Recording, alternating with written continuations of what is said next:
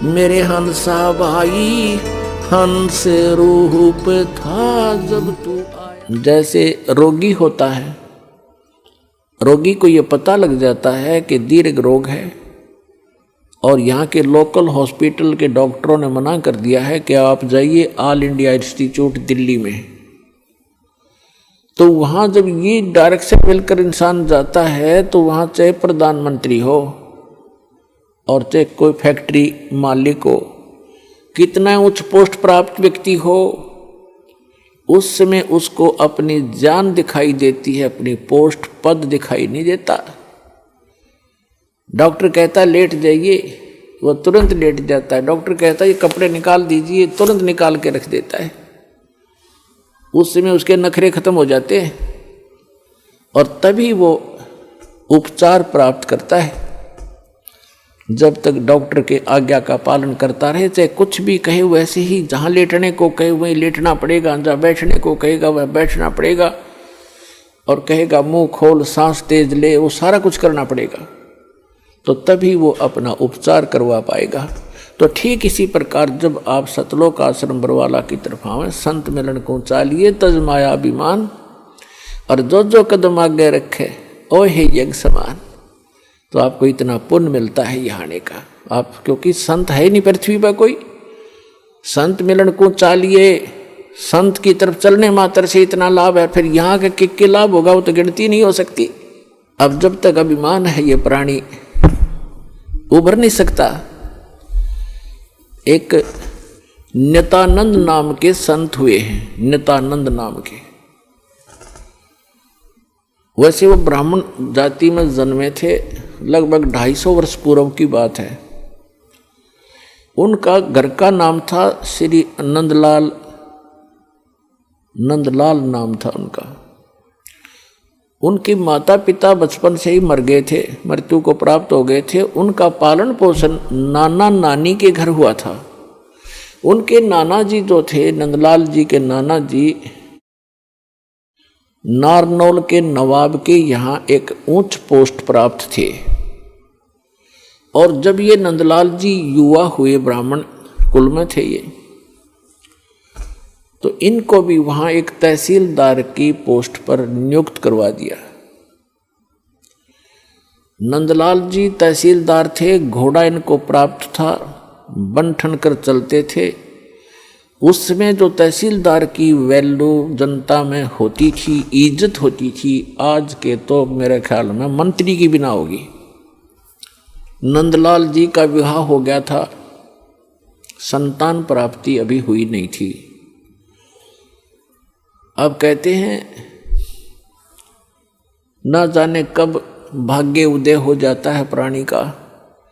एक दिन नंदलाल जी अपने महल के, अपने मकान के छत पर, गर्मियों के समय में छत पर टहल रहा था। रात्रि में नींद आई नहीं,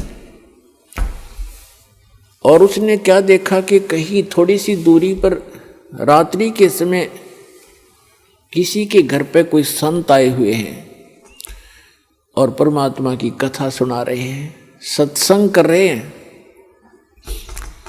अपने आत्माओं पिछले जब से होते हैं पूर्ण हंस मुराद, ये पिछले संस्कार होते हैं जो आदमी परमात्मा की तरफ आत्मा आकर्षित होती है। उसने सारी रात सत्संग सुना, नींद और खत्म होगी। कुछ तो परमात्मा की दया उस पर हुई कि वैसे नेचुरल नहीं आई नींद, और वो ज्ञान सुना, वो सत्संग सुना कि मनुष्य जीवन किस लिए प्राप्त होता है, इसको हम कैसे व्यर्थ कर रहे हैं। चाहे प्रधानमंत्री बन जा, यदि भक्ति नहीं है तो व्यर्थ है ये जीवन इसका। अगम निगम को खोज ले बुद्धि विवेक विचार, उदय अस्त का राज मिले तो बिन नाम बेगार। सत्संग के अंदर ये ज्ञान कराया जाता है कि जैसे कोई भी राजा बना है तो अपने पुण्य कर्मों से बना है, और भक्ति नहीं करता वो प्राणी अपने पुण्यों को, जो पूर्व जन्म के संग्रहित पुण्य हैं, उसके भाग्य में डिपॉजिट करके भेज रखा भगवान ने, उनको नाश ही कर रहा है, उनको खर्च रहा है। वो अब भविष्य की कमाई नहीं कर रहा है, भविष्य के लिए कुछ आगे का डिपॉजिट नहीं कर पा रहा है, केवल खर्च ही कर रहा है। परमात्मा क्या बताते हैं, अगम निगम को खोज ले बुद्धि विवेक विचार, उदय अस्त का राज मिले तो बिन नाम बेगार। पुराने समय की बात है, अब बातें याद आती हो पिछली कथाएं। एक 3 व्हीलर वाला था, बड़ा 3 व्हीलर जो पहले पेट्रोल के चले थे, हमारे गांव से और लाखन माजरा एक गांव है वहां तक 3 व्हीलर चला करते थे 2। उनमें से एक नहीं आया। एक दिन दूसरे ने पूछा कि कल क्या कारण हुआ, पहुंचे नहीं। तो उस 3 व्हीलर वाले ने बताया कि कल मैं बेगार में फंस गया था। बेगार क्या होती थी कि पहले पुलिस वालों के पास ये मोटर गाड़ियां नहीं होती थी, वो किसी भी जीप वाले को या किसी टेम्पू वाले को, उस 3 व्हीलर वाले को या 4 व्हीलर वाले को सामने खड़ा कर लेते थे थाने का आगे। कहीं रेड मारनी हो, किसी प्रकार की कोई भी उन्होंने कहीं जाना होता था अक्षेत्र में, तो उन्होंने पकड़ लिया पुलिस वालों ने, और सारा दिन उसको टिकन नहीं दिया। को 20 गांवों के अंदर पहुंचे, इधर उधर गए, और तेल भी उस 3 व्हीलर वाले ने अपने पल्ले से डलवाया, अपनी जेब से। तेल भी उसने अपनी जेब से डलवाया, और सारा दिन मनमाने 200 से 300 किलोमीटर का क्षेत्र तय कर दिया। आम आदमी तेनो दिखा जानो बड़ा स्पीड से चल रहा, बड़ी कमाई कर रहा होगा, कर रहा था अपने ही पल्ले से खर्च कर रहा था, तेल का भी कमाई तो थी नहीं उस दिन। तो उसको बिगाड़ बताते हैं। तो 3 व्हीलर वाले ने बताया कि मैं ऐसे ऐसे कल पुलिस का फंस गया था बिगाड़ में, और 200 रुपये का पेट्रोल अपनी जेब तक फूंक का आया, कल कुछ चवन्नी मिली नहीं। उस समय के 200 रुपये आज के 20,000 रुपये, इतना वो खर्च हुआ उसका। तो पुण्यात्माओं, जो आज कोई भी उच्च पोस्ट प्राप्त है, कोई डॉक्टर है, इंजीनियर है, चीफ इंजीनियर है, IPS है, IAS है, जज लगे हैं, मंत्री हैं, मुख्यमंत्री हैं, प्रधानमंत्री हैं, या MLA MP बने हैं, या अन्य कोई अच्छे व्यावसायिक व्यक्ति हैं, धनी हैं, तो वो क्या करते हैं, जैसे परमात्मा उनके लिए बताता है कि अगम निगम को खोज ले, भविष्य के बारे में कुछ सोच, और बुद्धि विवेक विचार, उदय अस्त का राज मिले तो बिन नाम बेगारे। पूरी पृथ्वी का यदि राजा हो, और तो छोड़ो सारे छोटे मोटे शासकों को, कहते हैं पूरी पृथ्वी का राजा हो और उसके पास ये सत्य भक्ति ना हो, अब उसकी चहल पहल न देखे, तो आदमी ने सोचा इस जैसा सुखी नहीं रही, तो बड़ा ठाठ कर रहा है, और ठाठ तो कर रहा है लेकिन अपने जीवन को 12 बाट कर रहा है। पिछले जन्म के पुण्यों को अपने ही पल्ले से खर्च कर रहा हो चक्रवर्ती राजा बनकर, और भविष्य की कमाई उसकी बन नहीं रही, क्योंकि वो बेगार कर रहा है। बेगार तो बेगार वाले की इनकम नहीं होती, पर स्पीड पूरी होती है।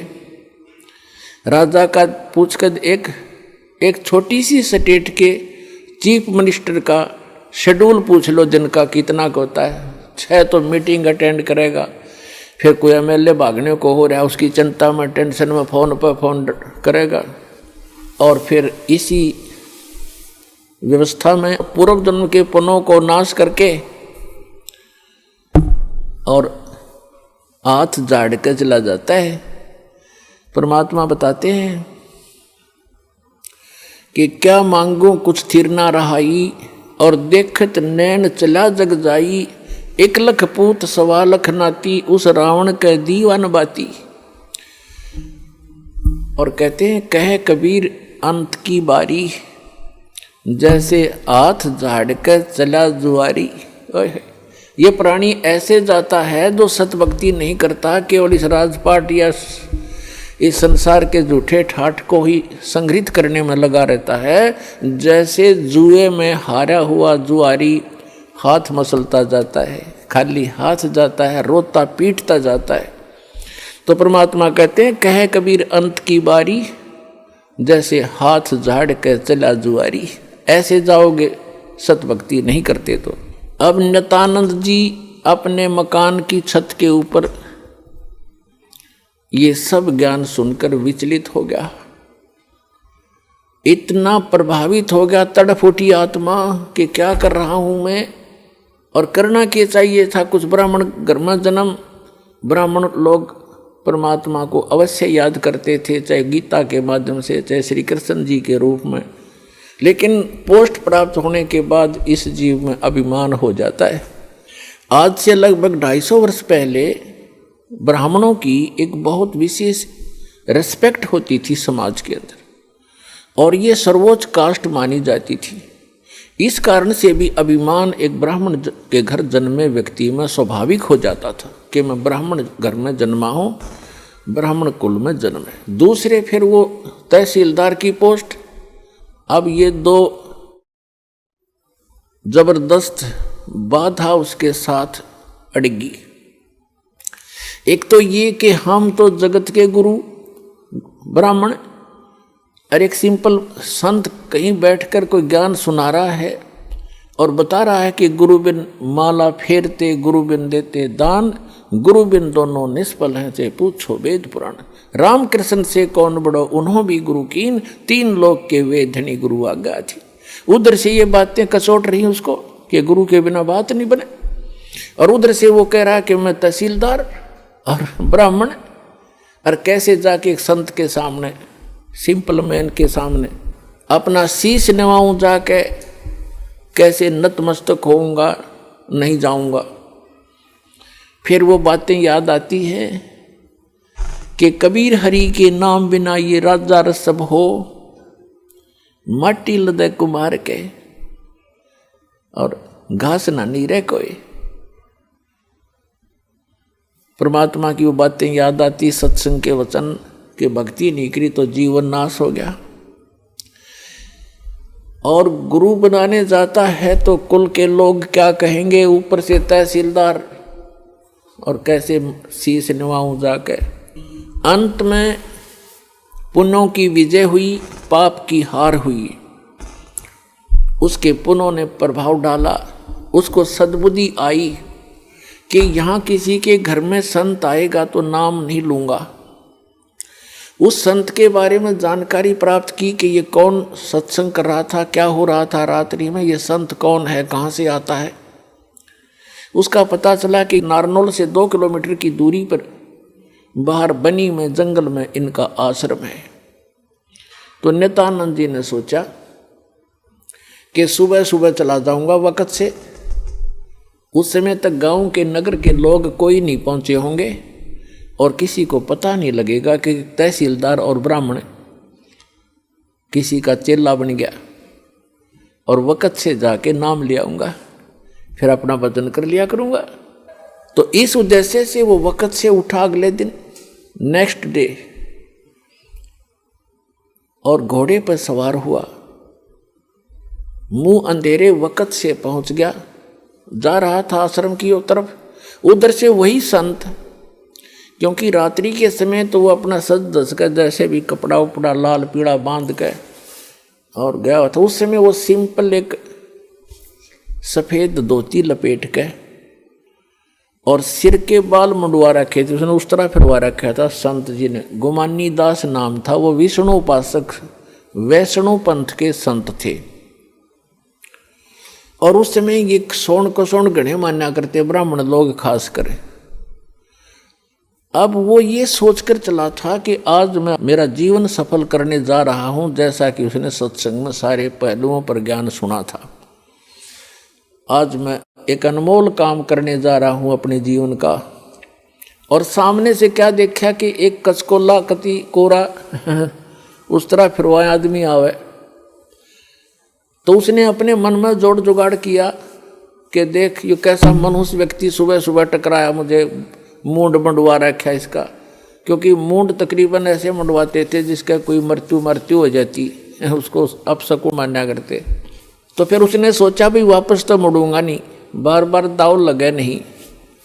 तो उसने अपने ही सोच से क्या सोचा कि चल इस सोन को सोन के अपना कुछ जंतर मंतर सोचा उसने क्या सोचा, घोड़े के निकट जब वो व्यक्ति आया, शीश मुंडवा रखा था, जिसने मूंड मुंडा रखे थे, बाल कटवा रखे थे, उस तरह फिरवा रखा था, उसके निकट घोड़ा रोक के और सिर में मारे, ऐसे आंगली टोले मारा, टोले बोला रे नो टोले मारे ने, बोला मनु से तने आज जाना था मेरे आगे, मैं तो एक बहुत जरूरी काम में जा रहा था, तू कहाँ मर रहा सामने। अब वो संत उसके मुंह की तरफ देखे कि दिखे था सज्जन आदमी, और यू करे मेरे गल बकवाद, क्या करा इसने बता, शर्म टोले मारे मेरा। क्या बोला भाई, संतों के साथ एक दो रोज खसनिए आया करें जंगल में। वो संत उसकी तरफ देख कर चलता पड़ा। अब वो पहुंच गया डेरे में, वहाँ एक दो चेले रहते थे, उन्होंने देखा भी कोई अच्छा अफसर आ गया, घोड़े पर तो अफसर का ही आना होता है। वो नीचे उतरा, घोड़ा वृक्ष से बांध कर पूछा कि भी महाराज जी कहाँ हैं।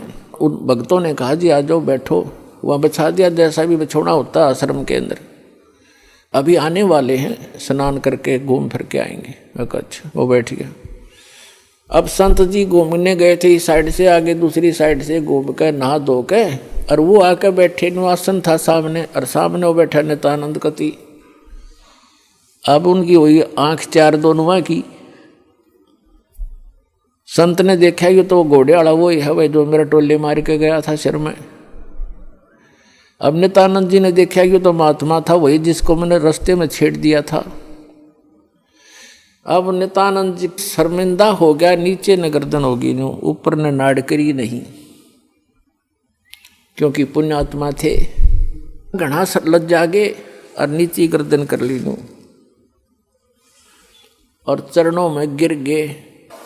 तो संत जी कहने लगे कि भाई देखो बच्चों, यदि कोई कुम्हार से गढ़ा लेने जाता है मटका, तो उसको ऐसे टोले मार मार देखता है खरा है खोटा। तो भाई तुमने गुरुजी को टोले मार के परख लिया, कोई बुरी बात नहीं बेटा, ये सही बाजा है कि नहीं बाजता। इतना सुन के और चरणों में बुरी तरह गिर गया, क्योंकि उसकी मरोड़ निकालनी थी, उसका ऐम खत्म करना था परमात्मा ने। और करबद्ध होकर कहने लगा, हे मालिक मैं बहुत नीच आत्मा हूँ, और आप सचमुच संत हो, मैंने आपके साथ इतना अभद्र व्यवहार किया, आपने फिर भी मुझे सीने से लगा लिया। अब नित्यानंद जी के और हृदय में यह बात गहरी उतर गई कि भी सचमुच संत है, नहीं तो धमका देता, भगा देता, और नाम भी देता तो हृदय से ना देता तो मेरे आना भी विफल होता। तो संत ने कोई दुख नहीं माना, कोई बात नहीं बेटा, आपका उद्देश्य गलत नहीं था, मैं समझ गया था। जब तुझे यहाँ देखा तो मुझे आइडिया लगा लिया ये आदमी नेक है। ये कह ये रहा था कि मैं जा रहा हूँ शुभ काम के लिए, तू आगे काम मर गया, तो उससे भी उसने आइडिया लगा लिया कि आदमी खास है और प्यासा है भगवान का। तो नित्यानंद जी ने दीक्षा ले ली, और दीक्षा लेकर के फिर उसकी पत्नी ने विरोध शुरू कर दिया। इतना विरोध कर दिया कि उसको ये डर हो जाता है इन बहनों को अज्ञान के कारण कि कहीं ये घर ना छोड़ दे। लेकिन साधु संत जो होते हैं वो घर छोड़ने की नहीं कहते, और जो बुराई छोड़कर भक्ति करने को कहते हैं। लेकिन उसको जैसे भी आसपास की औरतों ने भी पट्टी पढ़ा दी, ये तो बाबा बनेगा, ये तो घर छोड़ देगा, इतनी भक्ति करता है, रोज आश्रम में जाने लग गया। तो उसने उसके गुरुजी को भी अभद्र व्यवहार कर दिया उसकी पत्नी ने।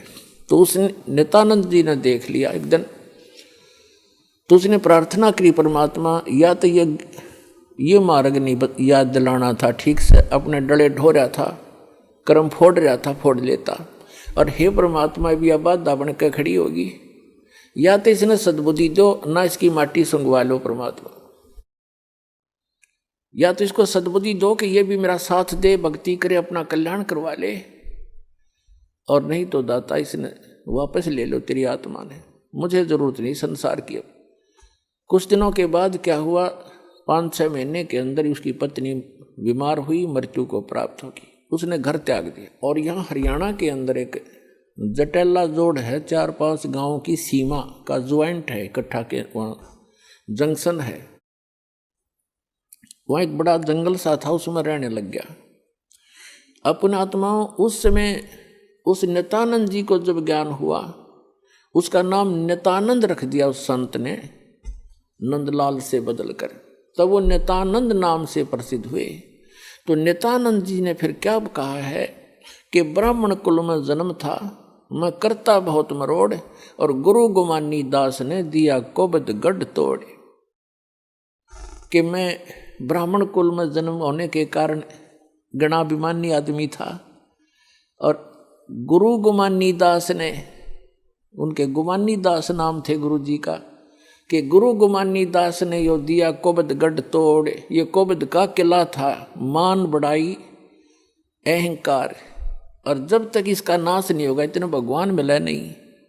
सिर सौंप्या गुरुदेव को, सफल हुआ ये शीश, नित्यानंद इस शीश पर आप बसे जगदीश। अब क्या बताते हैं, नित्यानंद जी कहते हैं सिर सौंप्या गुरुदेव को और सफल हुआ ये शीश, नित्यानंद इस शीश पर आप बसे जगदीश।